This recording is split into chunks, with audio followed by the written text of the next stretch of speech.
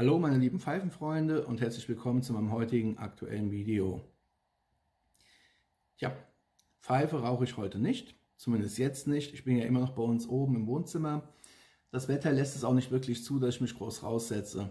Ich habe zwar den überdachten Unterstand, wo auch unser Wein immer normalerweise wächst, aber jetzt bei dem nasskalten draußen, es regnet, es ist immer noch sehr diesig draußen. Bei einer feuchten Luft, da friere ich dann auch unter dem Überstand, da bringt es nichts, wenn ich von oben trocken bleibe. Von daher vielleicht heute Nachmittag mal sehen. Aber ich möchte euch heute etwas ganz anderes vorstellen. Und zwar bin ich in letzter Zeit vermehrt sowohl auf YouTube als auch auf Facebook was gefragt worden. Und da dachte ich mir, jetzt stellst du es mal konkret vor, damit jeder weiß, was es ist. Und zwar geht es konkret um das hier.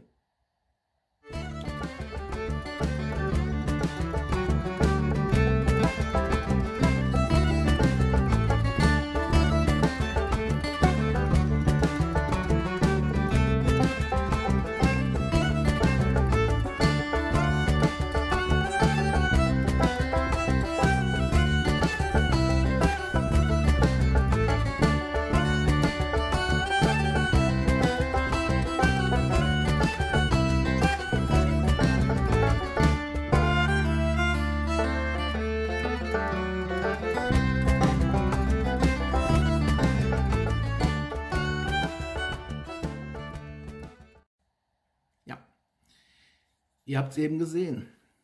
Tordenskjold, Pfeifenstreichhölzer. Die Frage hat mich jetzt mehrfach erreicht, was ich da für Streichhölzer benutze, was mich eigentlich immer wundert, weil nicht immer, aber meistens doch bei den Bildern irgendwo ist ja die Schachtel abgebildet. Ich rauche schon seit sehr vielen Jahren meine Pfeifen nur mit Streichhölzern, oder ich zünde den Tabak mit Streichhölzern an von Tordenskjold. Hier heißen sie ja Piepentanzsticker.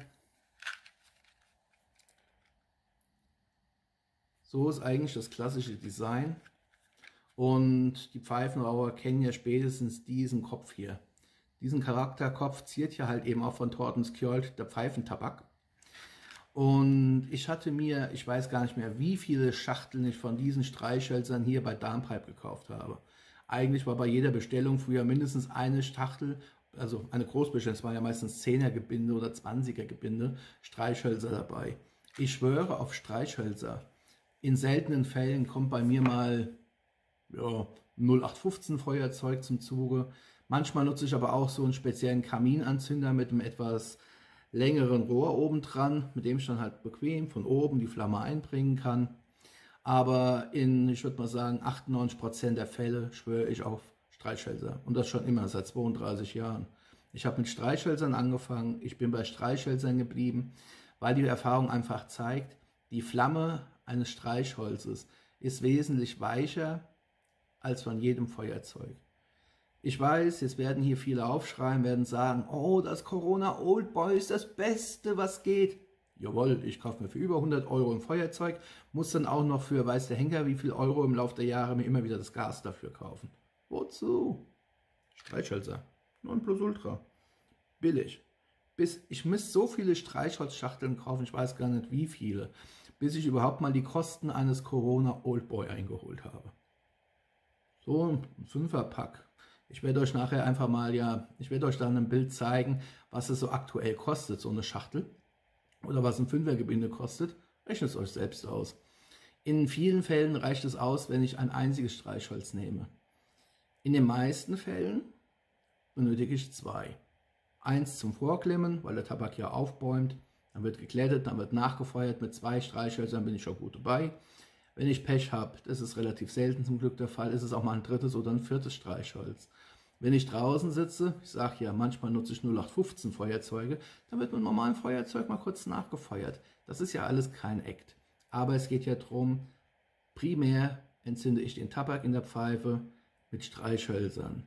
Und ganz, ganz vorn dran, mit über 90% bei mir, sind es die Streichhölzer von Tordenskjold. Jetzt werdet ihr euch natürlich fragen, warum? Ja, das hat einen ganz einfachen Hintergrund. Wenn ihr normale Streichhölzer kauft, die es in jedem Supermarkt zu kaufen gibt, da gibt es ja zig Anbieter inklusive der Hausmarken, die sind natürlich auch deutlich günstiger. Aber wenn ihr da mal guckt, die sind auch deutlich kleiner.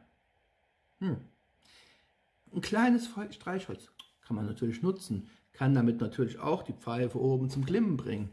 Aber so ein kleines Streichholz ist natürlich auch wesentlich schneller aufgebraucht. Und da kommen wir jetzt gleich zum nächsten Punkt. Machen wir die Schachtel einfach mal auf. Ihr habt es ja schon bei den Bildern gesehen. Hier sind die Streichhölzer drin. Torten Skjold hat für mich verschiedene Vorteile. Zum einen, das Streichholz ist relativ groß. Ihr seht es ja hier in Relation, ich habe jetzt hier nur den Kopf in der Hand, in Relation zum Zeigefinger. Es ist ja fast die Länge eines Zeigefingers.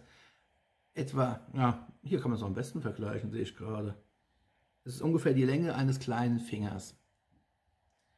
Hier ist das Streichholz. Wenn man das Streichholz mal anfasst und mit den Fingern hier über das Holz fährt, au, ja, darauf will ich mich jetzt gerade hinaus. Wenn man mit den Fingern hier über das Holz fährt, dann merkt man, man hat einfach Holz. Wenn man falsch rum fährt, hat man für einen Pech sogar einen kleinen Splitter im Finger. Dieses Holz ist unbehandelt. Da ist nichts dran. Und hier oben habt ihr halt den bekannten Schwefelkopf, den Zündkopf. So, ja, wieso unbehandelt?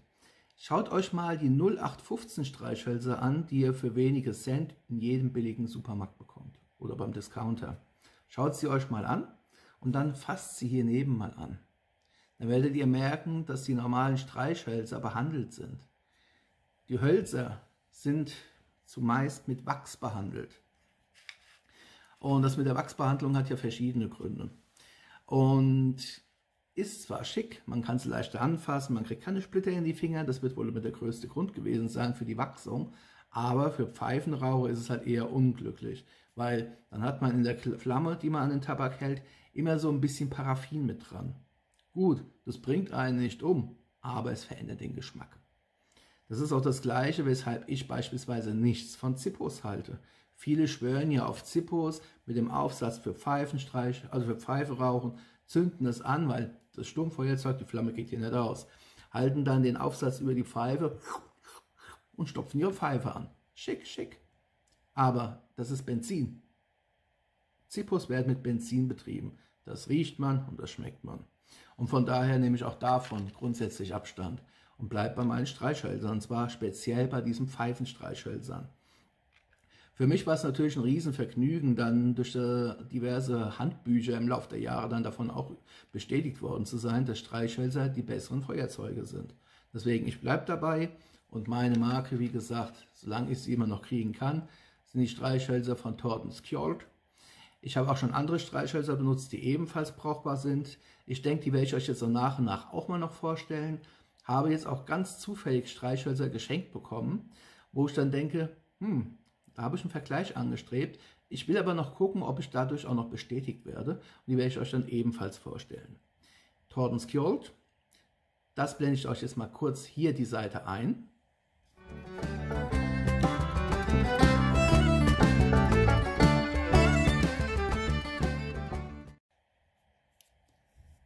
So, da bin ich wieder. Jetzt habt ihr den Preis gesehen und ihr habt auch gesehen, wo ihr sie unter anderem bestellen könnt. Schaut halt einfach mal nach. Die Piepetan-Sticker von Torten Skjold sind meine Empfehlung. Und einen letzten Tipp noch, wenn ihr das Streichholz nehmt, das Streichholz entzündet, wartet 1 bis 2 Sekunden, sagen wir mal 2 Sekunden, bevor ihr die Flamme an den Tabak bringt. Wenn ihr die Pfeife in der Hand habt, gut, das Streichholz ist jetzt gerade mal weggepackt, ich dachte nicht, dass ich es jetzt gleich nochmal benötigen würde, aber nehmen wir mal an, dieser Räumdorn hier wäre das Streichholz. Ihr habt das Streichholz jetzt entzündet, dann wartet 1, 2 Sekunden. Einfach deswegen, der Zündkopf hier vorne, der sollte erstmal abbrennen. Das dauert 1, 2 Sekunden, dann ist er verbrannt. Dann könnt ihr die Flamme getrost über euren Tabak bringen, an der Pfeife ziehen, die Flamme in den Tabak reinziehen und zum Glimmen bringen. Tut ihr das sofort, dann habt ihr noch den Geschmack des noch verbrennenden Schwefelkopfes drin. Das wollt ihr nicht haben. Deswegen anzünden, 1, 2 Sekunden warten und dann entsprechend die Pfeife entzünden. Wenn ihr das macht, habt ihr damit ein großes Vergnügen. Glaubt's mir, ich mache das seit über 30 Jahren. Und für mich ist eben halt Torten Skjold die absolute Nummer 1. Und das war es auch schon von mir soweit für heute. Ich wollte eigentlich euch noch mal zeigen, mit welchen Streichhölzern ich bevorzugt meine Pfeifen entzünde. In Landau haben es die Leute ja auch schon gesehen, da habe ich die auch schon benutzt. Ich benutze sie wie gesagt immer. Reibflächen sind soweit gut und für die Anzahl der Streichhölzer ausreichend. Ihr werdet aber halt merken, und das ist so das einzige Manko, aber das hat man eigentlich bei jeder Schachtel, dass die Reibflächen mit weiterer Nutzung immer weiter nachlassen. Und die beiden Flächen reichen für mich gerade aus, um die hier enthaltenen Streichhölzer zu entzünden. Deswegen meine Empfehlung, schaut es euch an, überlegt es euch halt. Diejenigen, die sowieso Streichhölzer benutzen und die 0815 Streichhölzer benutzen, probiert mal diese gezielten, wenn auch etwas teureren Streichhölzer speziell für Pfeifen. Wie gesagt, ihr werdet einen himmelweiten Unterschied feststellen. Und diejenigen, die immer noch Feuerzeuge nehmen, probiert es mal. Authentischer als mit Streichhölzern kann man sich keine Pfeife anzünden. Weil die Feuerzeuge, die kamen erst sehr viel später auf den Markt. Anfänglich hat man einen Fidibus benutzt. Das ist einfach nur ein langer Holzspan, mit dem man auch den Kamin befeuert hatte. Und hat dann eben die Glut oder die kleine Flamme an die Pfeife gehalten. Damals waren sie auch noch Tonpfeifen, hat diese entzündet. Dann kamen die ersten Streichhölzer auf den Markt. Die Schwefelhölzer, ganz schlimm, kann man gar nicht nehmen. Die modernen Streichhölzer, ja, kann man. Aber wie gesagt, die Wachsschicht zum Schutz der Finger ist gewöhnungsbedürftig. Bei den hier speziell für Pfeifen gemachten Streichhölzern ist diese Wachsschicht nicht vorhanden. Man muss halt beim Holz ein bisschen aufpassen, dass man keinen Splitter abkriegt. Und wenn man das alles beachtet, hat man hiermit das authentischste Rauchvergnügen, kostengünstig. Man muss keine Reparaturen, nichts mit einplanen. Und aus meiner Sicht ist es einfach das authentischste, was geht. Das war's soweit. Herzlichen Dank für eure Aufmerksamkeit. Ich wünsche euch in gewohnter Weise viel Spaß mit euren Pfeifen, mit euren Tabaken, mit euren Streichhölzern. Hier unten, gewohnterweise. Ich bin darauf gespannt, wer von euch ebenfalls Streichhölzer benutzt. Welche Streichhölzer benutzt ihr? Und wer von euch benutzt vielleicht ebenfalls die Tortons Skjold Pipeton Sticker? Lasst uns darüber ein bisschen austauschen. Ich freue mich drauf. Also macht's gut. Happy Puffing, bleibt mir gesund und bis dann. Ciao.